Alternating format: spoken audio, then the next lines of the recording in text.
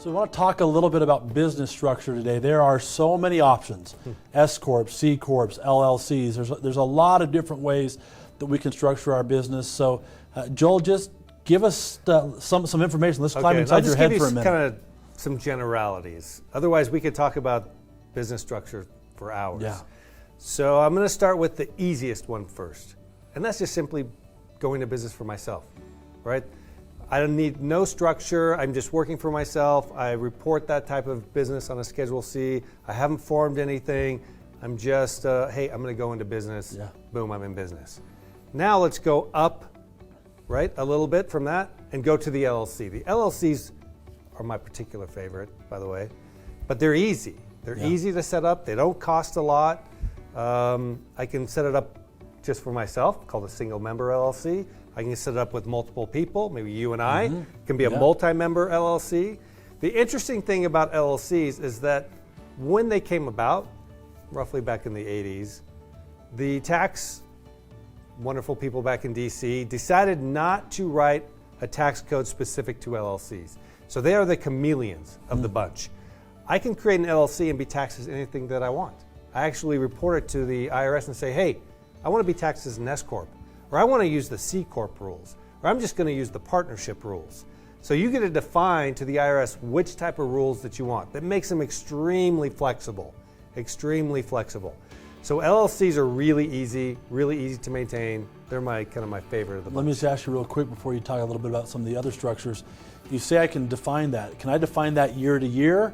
Or am I stuck with what I'm at? You don't flip-flop around. So what will happen is you'll default. Yep. You default into partnership taxation rules, but then what it allows me to do is I could change that a year from now, and I could go and say, you know what, I think the SCorp rule is going to be more tax advantageous to me. So it depends on kind of the needs, but usually when we look at it, we're defining it up front. We're defining it up front. If I get a little more complicated, I'm going to move up to the SCorp.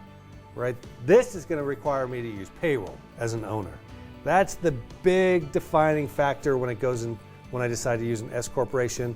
Is using payroll what's best for me?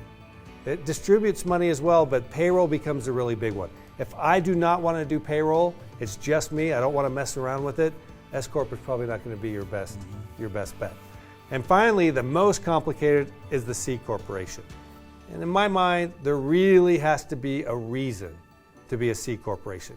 Now, the benefit nowadays with the new tax rules is that the C corp tax rate's just lowered. 21%, awesome, right? Which allows me, if I'm in an industry, for example, that's heavy into machinery, where I need lots and lots of money to reinvest back into my company. Well, C corporations can make a lot of sense there because the tax rate's so much lower, right? So it really becomes this kind of, I don't know, I want to call it a game, but it really becomes interesting to see which vehicle is best for you based on what you want and what you're doing. So you've already defined a little bit about my next question here, but I want you to help me understand why I'm looking at these different vehicles. So I'm a business owner, I'm starting a business, I'm coming to you, you're my CPA, you're my trusted advisor, because I don't know this, right? You're the one who's gone to the school, you understand it, you get it. What are some of the processes that you're going to walk through with me to help figure out what is that vehicle that I need to use? Okay, so first of all, I want to know what you're doing.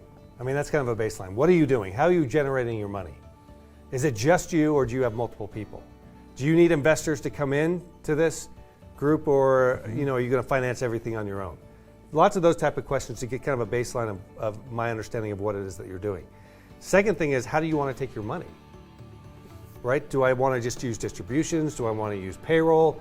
Are there certain advantages to using payroll in S corps and getting a passive distribution from that company as well? Yeah, sure there are. And that may be the best vehicle for you.